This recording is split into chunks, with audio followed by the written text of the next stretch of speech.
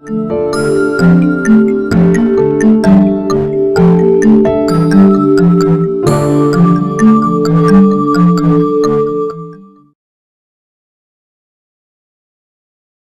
everybody, it's Monique.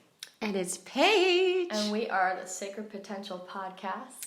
And today's show is, the topic, as you may already know, is that your dream is bigger than you. You guys, okay, first question, first things first.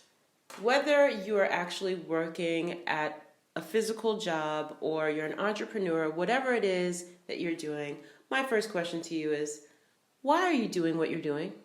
And I don't want to hear it's paying the bills. No, we're moving beyond that. Tell me why you're doing what you're doing. Actually, now that I'm at it, Mo, why are you doing what you're doing? First, maybe tell the people what you're doing. Okay. Well, I think because we talked about, in case people didn't listen to all the episodes, which we hope you do, but if you don't, we forgive you. These are for the people who are just kind of might be coming in for the first time. Yeah. They're starting with episode 500. Okay, yeah. So I'm a screenwriter, a writer. I've published a couple children's books, and poet, musician, singer, songwriter, actor, and I'm also a life coach. My gosh. And I paint sometimes, but that's more for fun. And are the other things not fun? Yeah, they're all fun. Mm-hmm. But I mean, it's like I don't necessarily pursue anything with it. I just do it as my thing to kind of just get away. It's my fun time. Okay. It's just it's like playtime. Okay. Which work is also playtime, but in a different way. Okay. I'm not thinking, oh, I got to get this script done because there's a contest coming up or something. Got it. You know. But yeah, so for me, the reason I do everything I do is because I believe I'm here to inspire people. So whatever I'm doing, whether I'm writing or I'm acting or I'm having a conversation, anything, I want to inspire people, and I want to not just inspire them, but inspire them to dream and to hope and to live with wonder and to live, honestly, to live heroic lives of faith, hope, and love. Okay. That's what I hope that it inspires. So that doesn't mean that everything I write is has a happy ending always, but that it does hopefully inspire people to live full lives. Very good. Don't you also think that, well, maybe that's getting ahead of myself. Well, what about you? Why don't you talk about why you do? Why? Okay, well, first and foremost, one of the things that I enjoy doing and I'm pursuing at the moment is I am a menswear designer. Why men? Why not? Okay, so, all right, why I do what I do. For the most part, I do it for the same reasons Mo does what she does.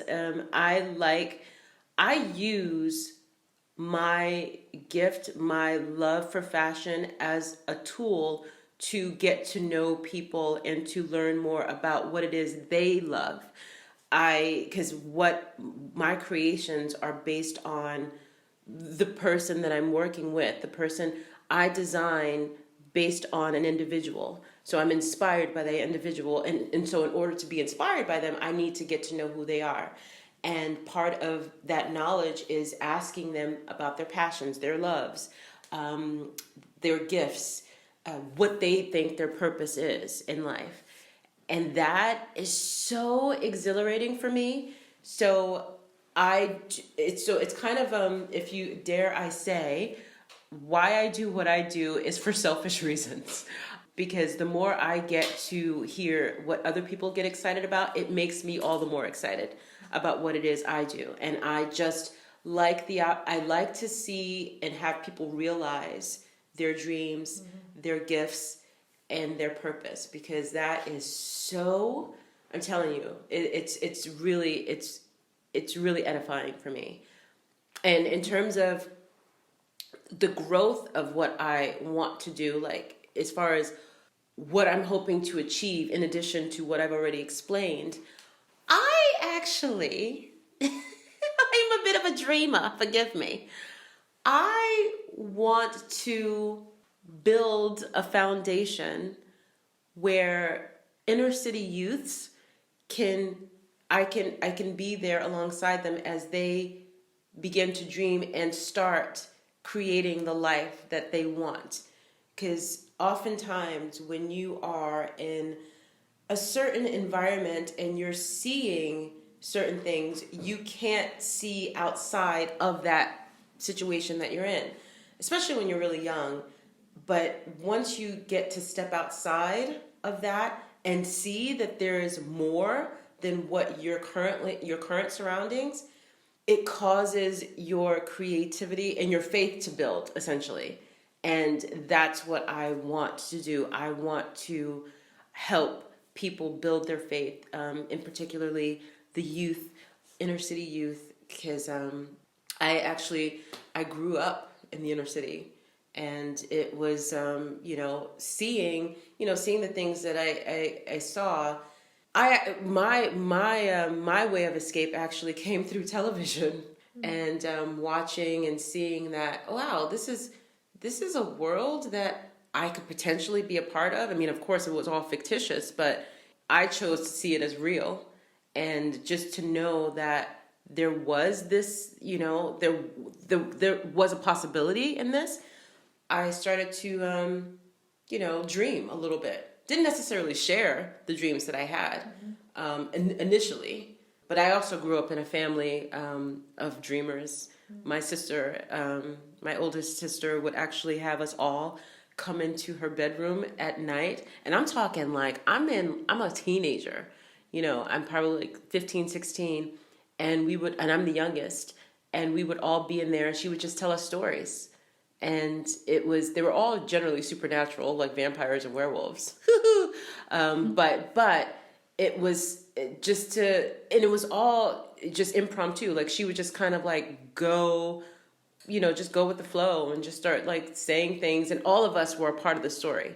So it was just so much fun to be a part of. So I think television and actually growing up in my family caused me to dream in this way, and that seed that was planted now has of course turned into fashion, and now I'm seeking other people's dreams. What do they want to do? And try to help them realize that. And very lovely.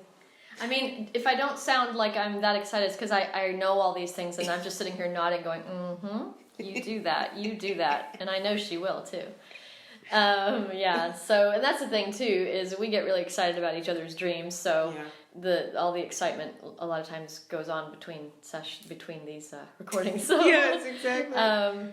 But yeah, it's funny too, because I love that you talked about your sisters and this idea, this thing of storytelling, and storytelling in community like that, and because storytelling is like the oldest thing there is, like one of the oldest things. I mean, everything is story, and to think that thousands of years ago people sat around telling each other stories, and that a lot of like great works of literature, not a lot of, but some of, like in the Gothic era and the Victorian era, some of those stories came out of these people sitting around at night telling each other scary stories, and then they would write them. I think Frankenstein came out of that they would hang out and like tell each other stories, and then they would go and write them down. I don't know if all of them did, but I do think that one, now I hope somebody doesn't come and go, hey, that's totally inaccurate. But anyway, that's what I remember reading. But what I loved about that is it actually made me think of, in terms of storytelling, a memory of my brother and I. Okay, I'm going to let you people in on some. I'm sure he would be thrilled to be. Everybody knows about this. I won't go into some of the details, but so we used to do this thing. It was like the biggest thrill in my life, is if my brother played Snoopies with me. And what that meant is, in order to play Snoopies, it was like all our stuffed animals got involved. Oh, wow. But it didn't have to be a Snoopy. Well, everybody was a Snoopy. Okay. And we would come up with all these crazy stories, and they'd go on all these adventures, and we would make like stuff that was happening with them, and it was like the joy of my life was when Frank played Snoopies with me. And I would always have to be like, Frank, let's play Snoopies. And he's like, I don't want to play Snoopies today. Plus then he's getting older, he's like a teenager. And I'm like, can we play Snoopies? Anyway, would you consider writing a Snoopy tale nowadays? Of course, of course. Maybe we'll still play Snoopies one day, just for old time's sake. But yeah, so because one of the things we want to touch on is that in terms of your dream, being bigger than you, not only in terms of if it's a creative dream or it's a dream, to be an entrepreneur, which is also creative, or to be a dentist or whatever it is that you do, that thing that you do isn't just for you. I mean, I know you know this already, but it's just to accentuate that what you have in you isn't meant just for you. We don't live unto ourselves. We have something in order to share it, whether that's money or gifts or food or whatever. It's always better. It's always better when it's shared and then it multiplies. Mm-hmm. And one of the beauties is, that as things grow for you and as you financially get to a place where you're able to bless people on a bigger level, or the world or the animals or the earth, whatever your thing is that is what you feel you're meant to do, you can just keep expanding that. It's not like you just have this one thing that you can do many things. So one of the things Paige and I have talked about in terms of, let's say, because I have a specific dream relating to, more than one nonprofit, which I won't talk about today, but I will drop a little hint that one of them might involve animals. Let's say somebody has a dream to do something like that, or to start a homeless shelter or something like that.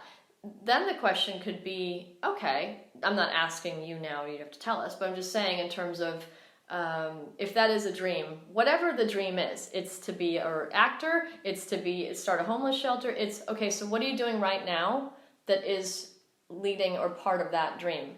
Because I think sometimes what makes it challenging for people to get to the big dream, if they have a big dream, is that they think that they see this huge gap. There's they're here and that's way over there and they don't know how to get there. Yeah. So the question is then, what are you doing right now? So what do you have right now? So let's say you want to be a screenwriter, or you want to work in film, or let's say you have there's something that you could go to, you could do this thing, but it would cost some money to go to it. Let's say you wanted to go to London Screenwriters Festival. You've never even written a screenplay. All you know is you just feel like every time you see a film, every time you see words that look like a screenplay, you just get excited, and you just know you're meant to do that. So, but you're going, you're saying to yourself that you don't have the money to pay for that, mm-hmm. right? Mm-hmm. So maybe start with, okay, let's say anything. It's $100 or it's £300 or whatever the price is, and you go, that you don't have the money. You tell yourself you don't have the money, or you can't afford it, and that kind of thing. What do you have right now, and what are you willing to invest in your future? So let's say, because I believe there's always a way for whatever it is. There's always a way to get to it, to make it happen. So let's say the money seems too much right now. Well, do you have 30 pounds? And if you have 30 pounds, would you be willing to put those 30 pounds aside and go, okay, I'm going to build on that. I don't know how I'm going to get the rest, but you're just going to have faith that you're going to put that money aside and the rest will come. And then maybe as you do that, then next month, you can put another 30 pounds. Now, let's just say you were going to try to do something, and then it gets okay, but I have to pay this thing now. I still don't have that money. Mm-hmm. Well, would you be willing to take a risk and reach out? Either reach out to somebody and say, hey, can I borrow that money and I'll pay you back over the next 3-5 months, whatever. Or would you be really bold and contact the people running something, or somebody's running a class, or they're doing something that you want to do, and you were to just tell them straight up, hey, this is my situation, but I really believe I'm supposed to be there. Do you not think that if somebody sees your passion for that they're going to say no? That seems like there's always a way to negotiate or work with a situation, but if you never take that risk and you're never willing to say, I'm going to put myself out there because you're embarrassed or you don't think they'll say yes, but you know what? You won't know unless you try. That's the thing about taking risks. That's the thing about faith. It requires vulnerability. Mm-hmm. And that is, I think, oftentimes, or at least I don't know if I'm speaking on behalf of someone else, because I'm sure enough speaking on my behalf. It's being vulnerable is not that sexy for me.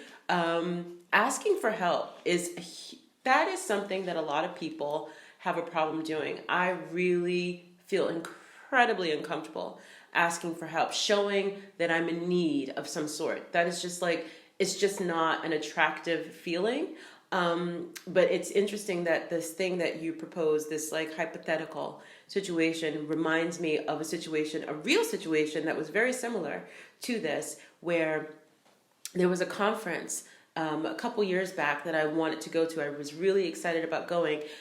Let me tell you right now, you guys, there was nothing in my bank account that was saying that you're going to be going to this conference. I think it was probably close to maybe 200 pounds or something along those lines. And because, in addition to going to the conference, I would, of course, also need to accommodate myself, because I'm currently living in Berlin, but London is on the way. And that's essentially where the conference was taking place.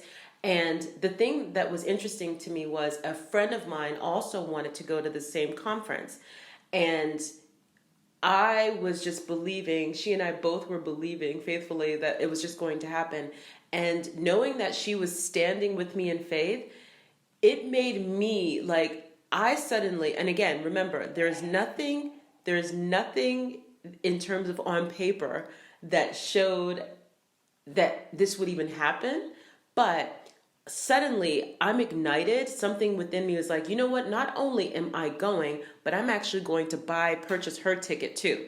That literally was, I decided that this was going to happen. And I think this was 2-3 months before the actual event was taking place. So I actually put it on my vision board. You guys, I don't know if you have vision boards, but this is something we will probably touch on another episode. Probably do a whole episode on them. Let me talk about it. So I actually put this on my vision board, that I would be able to not only go to this conference, but I would also take care of this friend's ticket as well. So as time went on, like I think maybe a month before the actual conference, maybe 3 weeks or so before, I ended up, catching up with this friend, and she just very casually says to me, "Oh, guess what? I got a ticket." Like she was given a free ticket. And I was like, "Oh, that's amazing." Now, I was genuinely excited for her. I was slightly disappointed that I wasn't the one responsible for getting her that ticket. But even still, I thought that was still a prayer that was answered. So sometimes, another thing is, sometimes your answer to prayers don't necessarily come the way that you would imagine that they would come, but be grateful that it was answered, or even take that chance to be like, "Oh, I think..." They're often better than what you prayed. Yes. We often limit what's possible, and we're like, we stop here. I'm putting my hand in front, and then actually the answer is like beyond that, and which shows us that actually if we'd already been, what would have happened? We've been aiming up there. Exactly, exactly. In the end, it's kind of like a bittersweet ending. My father passed away. This was all when this all happened. Actually, he had passed away just a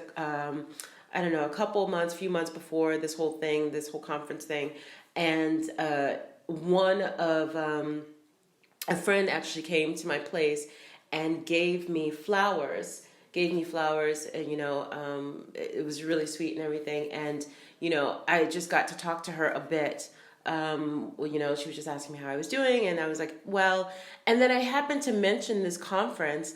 And to make a long story short, this friend got me a free ticket to this conference. So in the end, it's everybody was paid for. Everything was paid for. Like my dream, my prayer was to be the one to pay for these tickets, but my prayer was answered, and it was answered in a better way because both tickets were free. And paid in full. So awesome. It's just a blessing. So just to this was all just to piggyback on your story. It's like when you make a move, you make a decision, and that shows that, okay, I'm serious. This is my goal. This is the steps that I'm going to take because this is what I can do. You'd be amazed. I guarantee you'd be amazed. And I'm so looking forward to hearing stories because I know there are tons out there. You'd be amazed on what can happen. You just need to, what's the saying? You don't need to see the whole staircase. You just have to take the first step. Another Martin Luther King. There you go, Martin. and also that thing of it's like the waters don't part until you step into them. It's not like, oh, it's gonna part and then you go it's like, well, yeah, but until you take that first step, it's like there's this principle in the universe that once you make a decision and you start moving, things start to shift. There's a great quote that says something like, reality shifts itself around your aim. So if you're focused on something and you start moving in that direction, things start to shift that maybe wouldn't have shifted if you hadn't moved. Yeah. So we were on the trailer, in case you didn't see it or did see it. It says like, who are you? Who are you with? These kinds of questions. And, the idea, there's a lot of talk in a lot of stuff we listen to about like, who do you need to be in order to accomplish that thing? Or who do you need to be in order to do this? And it can seem like that implies that who you already are isn't enough. Right. And so we just want to debunk that right now. The amazing thing is that the more you tap into who you are now and know that is enough, the more that you will actually step into the future that is there for you. It's awaiting you. Yeah. Like, I believe it's actually when we don't really tap into who we are and we're not feeling like we're enough, that's what holds us back. But when we really go, no, who I am is already enough, and I can take what I have now and step into everything that's there. And again, just even in terms of identity and who you are, because I know we talk a lot about like your gifts and everything like that, but just also be aware that you are not what you do. That is just, it's like comes out of it comes out of who you are. But it's, could you imagine introducing yourself like, I'm menswear designer? You know what I mean? Because it's like, that's what I do, but that's not who I am. You know what I mean? So it's like, just also be aware of that. And sometimes, the joys of living alone, or at least having an opportunity to, go into a space where it's just you. You can go into a room, even if you have roommates, just having quiet time is so important, you guys. Seriously, spending time with yourself is so vital to your growth and who you are and who you are becoming. Having moments where you can, meditate, but also writing down, like, because I'm not a quote unquote writer. Like, that's not something I necessarily enjoy doing like Mo, because Mo, it's like, it's in her, it's just her, part of her being. But with me, I do it as a way, it's therapeutic for me. I do it as a way of discovering more of my potential. Sometimes, what I also, sorry, this is kind of me veering off again, but something I was going to say, I find a lot of the times in terms of, people have so much potential, but they don't necessarily apply it. They always kind of apply it to situations that they don't necessarily care about, for instance. For instance, like you're working at a job. All too many of us are familiar with this. You're working at a job you really don't care about, but you will give 110% to that, which is not a bad thing. It's not a bad thing, but you doing that shows a lot about you and who you are, the type of person that you are, the ability that you're willing to do this. So could you imagine if you're willing to do that for something that you don't even care about, how much more like the energy and just that love and dedication you can devote to something that's actually a passion and something that you really care about. I met a friend of a friend, and she was talking about when she was in her 20s and she was living in Paris, And she's just like, oh my gosh, my life was horrible. Like I barely could afford meals, and and just even my living situation was never that great. And then eventually she gets married, she has kids. Now I get when you have kids, obviously, your kids, they're your everything, yeah? But what I found interesting is how she said, once I had kids, everything shifted for me. Like I was going to make sure that they were not going to remotely know what the life she had lived was like. She made sure that she had a really good job so that they can live in an amazing home, live in an amazing neighborhood, get like chefs coming in, and I was just thinking to myself, although I understood it, I understood that love, and it was important for her to, do that for them. And I didn't say this to her, but something that I found interesting is, where was that energy when it just came to you? When it just came to, making sure that you, ate well, or, it was, I don't know. In part, again, it's great because essentially we are connected, and we should be about giving to others. But on the flip side, it was just a question that I asked myself, and a question I would even ask the audience as well as you, Mo, like where does that sense of care come from when it's kind of like it wasn't seem to be existing when it just came to her. When it was just her, it was like, yeah, none of that stuff mattered. I don't really care where I live. I don't really care. Like where can we get that care? Self-care, essentially. How do we develop self-care? Well, some of us have to have drastic lessons in doing so, which I've had, and that's how I got really good at self-care, is by being in situations where it was, if I didn't take care of myself, mentally, emotionally, physically, health-wise, every other way, I would not have survived. And so self-care became how I turned from surviving into thriving. And it's why I'm so adamant about helping people. That's one of the main things when I'm coaching people is self-care. Yeah. Is because there's, I think there's a huge shift happening with that now. But, for a lot of what I remember, it's always as if taking care of ourselves is selfish, and it's actually the exact opposite of selfish. It is when you take care of, I'm sure by now everybody's heard that thing about if your cup isn't full, then you can't, give anything to anybody else, or the airplane thing, and with the mask, and how, you always have to put on yourself first. And that's not selfish. How are you going to help other people if you're not even in a position yet yourself? And the other thing is, too, a really beautiful thing, and we'll go on this topic maybe in another episode on suffering, but the thing is also, don't underestimate if you're going through a period where you're suffering, or you're going through a period where it seems like your life is of no use. You have no idea how your ability to go through that and keep going and not give up, you have no idea how that might be affecting and inspiring people around you, and how that is actually, it's like if you picture the cocoon, the thing of when the caterpillar is in the cocoon, it's the struggle in the cocoon that is turning it into a butterfly.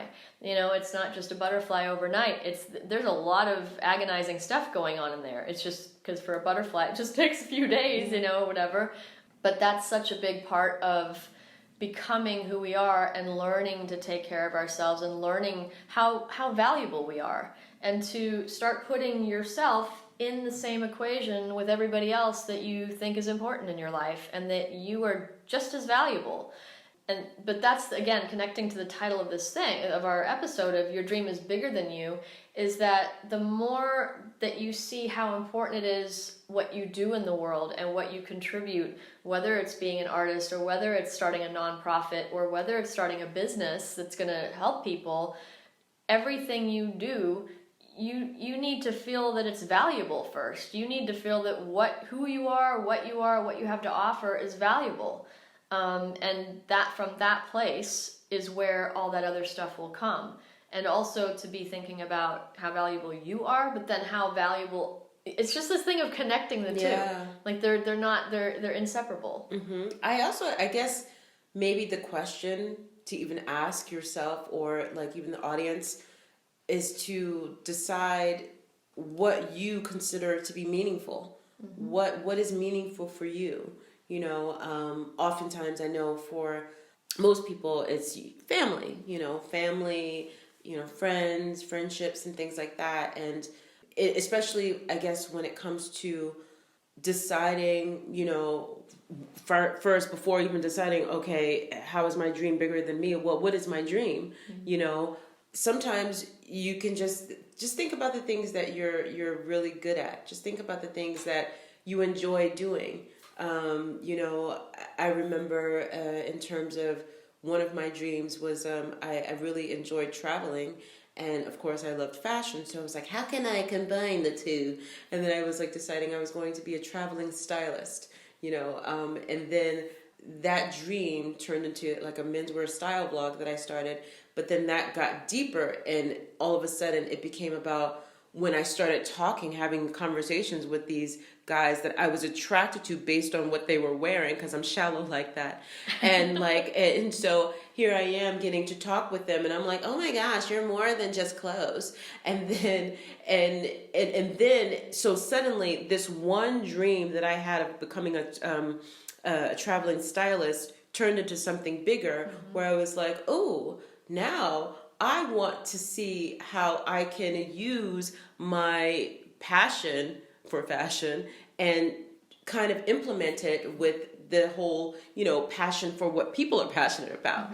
And so that's where, in terms of where history comes from, is because it's his story. Each piece is reflecting a story of someone. So it's interesting when you start to pursue something that you enjoy, and that can ultimately turn into a dream, could potentially turn into something even bigger when you start to pursue that thing. But it's all about the pursuit. It's all about maybe just even writing things down. And I think that was one of the points that I meant to, I don't know if I finished it previously, is just taking time to just write things down, like going into a room, going into a space where it's quiet, and start interviewing yourself, asking yourself questions, because again, you matter. So it's like, I know I matter, so I know that who I am it's contributing to this world and can contribute to this world. So what am I good at? What do I enjoy? And overlook that list. And I'm telling you, it's amazing. It's amazing when you just spend some time with yourself. It's so funny. Like, I think therapy is so good. Therapy is such a good thing. But sometimes therapy is just kind of sitting with yourself and asking yourself questions and writing things down. And you'll be amazed at what you can discover about yourself. Yeah, and also just the reminder that, not every dream has to be a big, huge dream. Exactly. For some people, and I think a lot of people are afraid to dream. They're afraid to dream because it's like, well, they don't see how it's going to happen. And so that can limit people sometimes just to not even take little steps towards any part of it. So for example, you might have something that you want to do that involves having to have a website, and you tell yourself, oh, that you're terrible at technology, or you don't know, you're not, all that kind of stuff. But that's a story you're telling yourself. So in today's world of YouTube and Google, there's no reason to not be able to find a way to just at least get started. You don't have to see the whole thing. Just if you feel like, well, I have this artwork, or, I have this writing, but you don't know how to start a blog. And I've had people tell me, I don't know how to set up a website. No, it's not. And I understand, because I used to feel that way. But let me tell you, once you just make a decision you're going to learn this thing. And you can get help too. You can find people that maybe will help you for very small amount of money, maybe no money. Maybe you go to a workshop where you learn how to set up a website. But little things like that can hold people back. And then they can tell themselves, well, it's okay, I just do it for me and God, or I just do. And it's like, well, that's nice, but your dream is bigger than you, and your gift is bigger than you, and the again, doesn't have to reach 1 million people, but maybe it will. And until you get it out there and people start seeing it, then it's harder to get your work out there without certain ways of doing that. So don't let technology stop you. Oh, that's good. And don't let the fear of technology stop you, because there's always a way. And if you, again, make a decision that you're going to start going that direction, you will start seeing information and things keep popping up, because now you're focused on it, and now you're focused on that's what you're going to do. And you know what? Honestly, do not underestimate the kindness of strangers and people in general, because people are really willing to help when you ask for it. And that's the thing. And I'm preaching to myself, by the way, because every time I'm like, oh yeah, no, I'm not, but then every single time I end up doing it, I'm always, it's so weird. It's like, I'm always amazed by the results and how willing people are, especially when you yourself are like, you're a kind person and you're, generous with your time and just who you are. It's like, people are lovely, and sometimes people just need the opportunity to be lovely, and just giving them that chance. But I was also going to say, just to piggyback on the whole technology thing, also, for some, I don't know who might need to hear this, but maybe part of the stalling of getting started can be social media. Because I know it's a nice way to procrastinate. Oh, let me tell you. Hey, I'm guilty. I mean, I don't know if anybody else is like this, and I'm sure there are people. You can go on who really uses Facebook anymore, but Facebook, Instagram, or whatever. A lot of people do. I'm on MySpace myself. That's a joke. Me too. That's a joke. I just say bring back MySpace. Hello, Friendster. Wow, we're really taking it back. But like I will go on Instagram, with the purpose of maybe quickly posting something business related, and or like, oh, somebody sent me a message on there, so I'm just going on there to check it. And then it's like, Happy New Year. Wow, it's a year later, and I'm like, oh wow, I'm still on here. So it's the distraction of that. I'm not even kidding you guys. Like, I'm really going, well, I shouldn't say I'm going through it, but I'm in a stage right now where I'm saying trying being the operative words, fasting from Instagram. But so ultimately, I just wanted to say to kind of start to gradually remove those distractions that are not really helping you in that goal of discovering your dream, which in turn you will see is bigger than you. I agree. Amen. Ultimately, I think we've talked you guys' ear off enough about this. We are actually going to wind down and end this episode. We've really enjoyed, this is really a fun topic. We just really enjoy talking about dreams and everything. So. Yeah, and if there's dreams or anything that you feel like you're not so sure about, you're always welcome to contact us.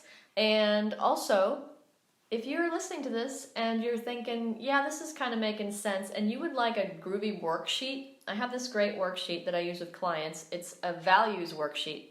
And the reason I use that is because once people get clear on what their values are, it becomes a lot easier to make decisions about their lives. So if you would like one of those, feel free to send us a message, and I will send you one of those, no charge or anything like that. It's just a worksheet. It's easy. So yes, but it would really help if you are in a place where you're kind of trying to figure things out. It'll help you kind of hone things down a bit. Mm-hmm. So thanks for listening, you guys, and we enjoy doing this. So we hope that you're getting something out of it. And let's communicate. Let's take this outside of the podcast, shall we? Because we want to hear from you guys. Exactly. All right. Till next time. Bye. Bye.